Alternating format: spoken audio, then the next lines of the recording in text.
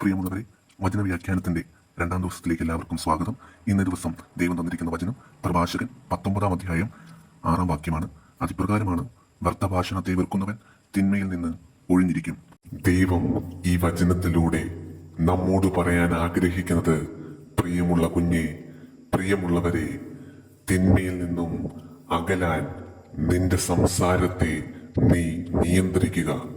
വ്യർത്ഥമായ സംഭാഷണത്തിൽ ഏർപ്പെടാതെ നല്ല സംഭാഷണങ്ങൾ നിന്റെ നാവിൽ നിന്നും പുറപ്പെടട്ടെ.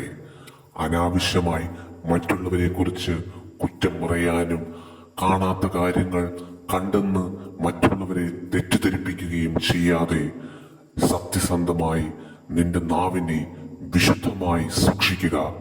ദൈവം നിങ്ങളെല്ലാവരെയും സമൃദ്ധമായിട്ട് അനുഗ്രഹിക്കട്ടെ. ആമേൻ.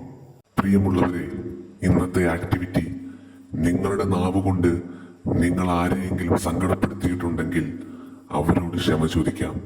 അവരോട് ക്ഷമ ചോദിക്കാൻ കഴിയാത്ത പക്ഷം ദൈവത്തോട് നമുക്ക് മനസ്താപപ്പെട്ട് അതിനുള്ള പ്രായശ്ചിത്തം യാചിക്കാം. ദൈവം നിങ്ങളെ അനുഗ്രഹിക്കട്ടെ.